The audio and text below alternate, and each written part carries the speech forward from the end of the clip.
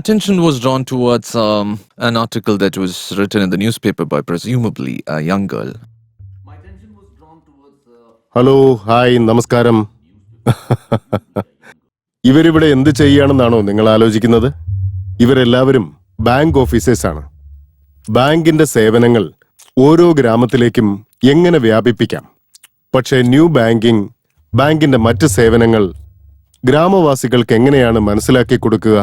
ഇതുമൂലം ബാങ്കിന് എന്ത് ലാഭമാണ് ഉണ്ടാവുക തുടങ്ങിയ കാര്യങ്ങളെക്കുറിച്ചാണ് ഇവിടെ ഗഹനമായി ചർച്ച ചെയ്യുന്നത്. Will you do the honors, please?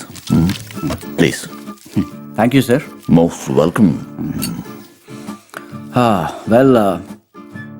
As you all know, about 40% of Indians do not have access to formal financial services.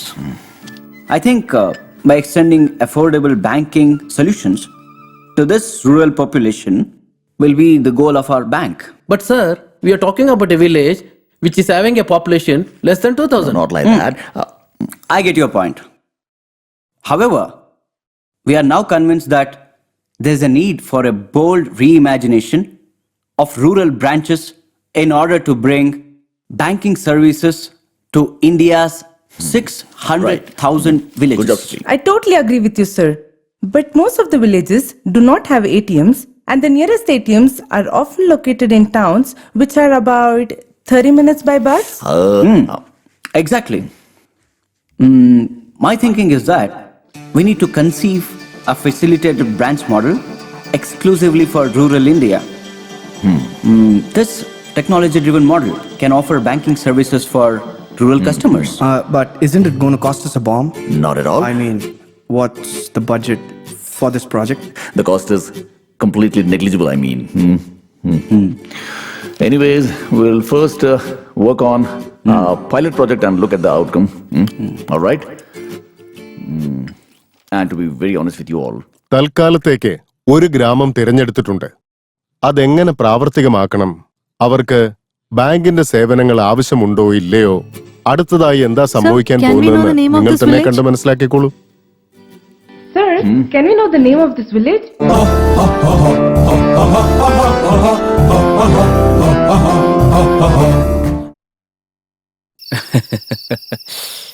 ഇതാടാ സാധനം. നോക്ക്, വന്നത് എന്ത് കാര്യത്തിനാണോ ആ കാര്യം പെട്ടെന്ന് ചെയ്തു തീർത്തിട്ട് മുങ്ങിയേക്കണം.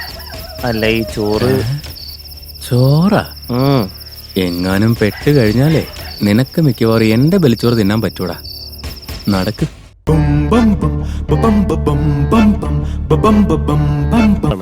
ഈ നാടിന്റെ അവസ്ഥയും ഗതിയും മനുഷ്യന് തടഞ്ഞു നിർത്താൻ പറ്റാത്തത് രണ്ട് കാര്യമാണ്.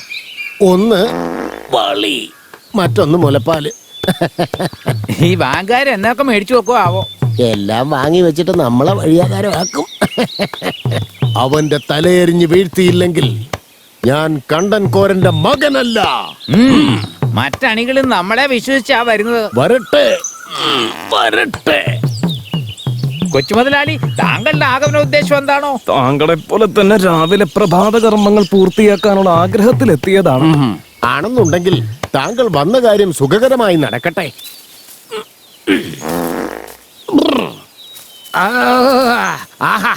സഹിക്കാൻ വയ്യ, എനിക്ക് താങ്ങാനാവുന്നില്ല. എന്താണ് നീ തിന്നത്? വൈകുന്നേരം നാടകത്തെ കുറിച്ച് ചർച്ച ചെയ്യാൻ കൗണ്ടറിന്റെ വീട്ടിലേക്ക് വരാൻ പറഞ്ഞിട്ടുണ്ട്. നാം കാത്തിരുന്നത് മതി.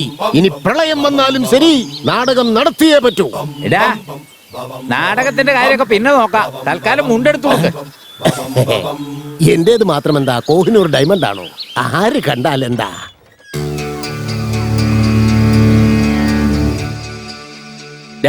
നീ എന്തോക്കിക്കടാ അവന്റെ ബീഡി.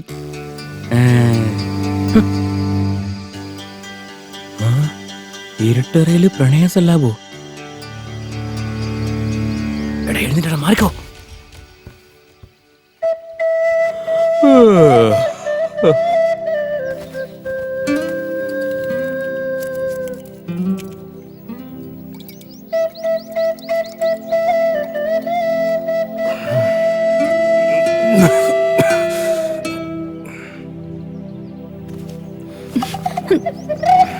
സാരെന്ന് വിടും മനുഷ്യ. ഇന്നലെ എന്നെ കൊന്നില്ലെന്നേ ഉള്ളൂ, വീണ്ടും കൊഞ്ചു വരിക. ഒന്ന് എണീറ്റ് പോയേ, എണീറ്റ് പോവാൻ.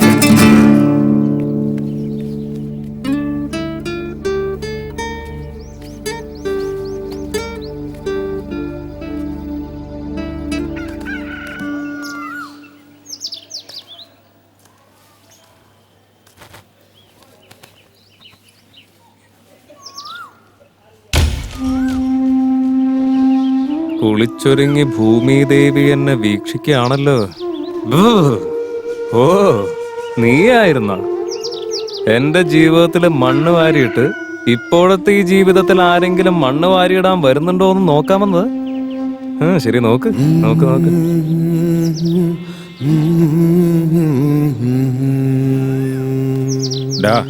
അവൾ എത്ര കാലമായിട്ട് കിടന്നിങ്ങനെ വിഷമിക്കുക. നീയും കൂടെ അവളെ കരയിക്കല്ലേ ഇങ്ങനെ. കെട്ടിയോൻ ചത്തിട്ട് ഈ നാട്ടിലേക്ക് വന്നതവള്. പഴയതൊക്കെ ഒന്ന് മറന്നുകളാ. മറക്കാനായിട്ട് നടന്നു അത്ര നിസ്സാര കാര്യങ്ങളല്ല, ജീവിതത്തിന്റെ ഒരു ഭാഗമായിരുന്നു. അതിനെക്കുറിച്ച് ഓർത്ത് എന്തുമാത്രം സ്വപ്നങ്ങൾ കണ്ടിരുന്നവനാ. ഇനി അതും ആലോചിച്ചോണ്ടിരുന്നിട്ട് എന്തിനാ? അതൊക്കെ മറക്കാൻ നോക്കടാ. എടാ ശങ്കര, കാര്യങ്ങളൊക്കെ മുന്നോട്ട് കൊണ്ടുപോകാൻ കുറച്ച് കടം വാങ്ങിച്ചിട്ടുണ്ടായിരുന്നു. അതിന് അയാളുടെ അടുത്ത് നിന്ന് ഞാൻ കുറച്ച് കാശ് വാങ്ങിച്ചായിരുന്നേ. അപ്പൊ നീ വേഗം ജോലിക്ക് കയറാൻ നോക്ക്. കടം വാങ്ങാൻ തനിക്ക് വേറെ ആരും കിട്ടിയില്ലേ? അയാളുടെ അടുത്ത് തന്നെ പോണമല്ലേ? എടാ എനിക്കറിയാം അയാളുടെ പേര് കേട്ടാ നിനക്ക് കലി കയറുമെന്ന്. അതൊക്കെ മനസ്സിൽ വെച്ചോണ്ടിരുന്ന എങ്ങനെയാ? ജോലിയുടെ കാര്യത്തിൽ അതൊന്നും ആലോചിച്ചിട്ട് കാര്യമില്ല. വയറ് വിശക്കുമ്പോ ഭക്ഷണം കഴിക്കാതെ എങ്ങനെയാ? എടാ ശങ്കര, നീ അല്ലാതെ ഈ നാട്ടില് മറ്റാരും എനിക്ക് കൂട്ടുന്നില്ല. നിന്നെ വിശ്വസിച്ചാ ഞാൻ ആ കാശ് വാങ്ങിച്ചേ. പറ്റില്ല എന്ന് പറയല്ലേ. ഈ ഒരൊറ്റ തവണത്തേക്ക് നീ വാ, നമുക്ക് ജോലി ചെയ്യാം. ഞാൻ വരാം, നീ വിട്ടോ. ശരി, വേഗം വന്നേക്കണേ. ആ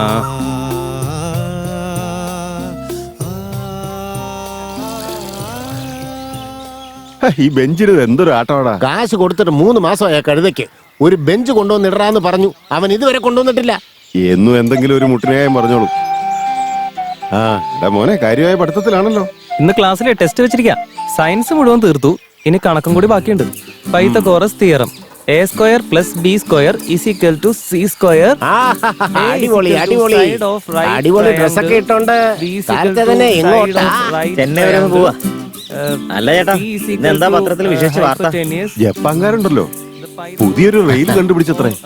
15 മിനിറ്റില് 200 കിലോമീറ്റർ വേഗത്തിൽ പോകുന്നു. നീ എങ്ങാനും അതിൽ കയറി പോവാണെന്നുണ്ടെങ്കില് ഈ ചായ കുടിക്കുമ്പോഴേക്കും ചെന്നൈയിൽ കൊണ്ടേയാക്കുന്നില്ല. കല്യാണം കാലത്ത് 11 മണിക്കാ. നേരത്തെ അങ്ങോട്ട് എത്തിയിട്ട് ഞാൻ എന്ത് കാണിക്കാനാ? ഞാൻ നിനക്കൊരു വാർത്ത പറഞ്ഞു തന്നേ ഉള്ളൂ. നീ പോകുന്നത് ആരുടെ കല്യാണത്തിനടാ? എന്റെ ചേച്ചിയുടെ മോളുടെ കല്യാണത്തിന്. ലവ് മാരേജ് ആണോ? എനിക്കൊന്നും അറിയാൻ പാടില്ല. അവള് കെട്ടാൻ പോകും, അത്രേ ഉള്ളൂ. പട്ടണത്തിലൊക്കെ കാർന്നോമാരുടെ വാക്കൊക്കെ ആരെങ്കിലും കേൾക്കുവോ? ലവ് മാരേജ് തന്നെ ആയിരിക്കും.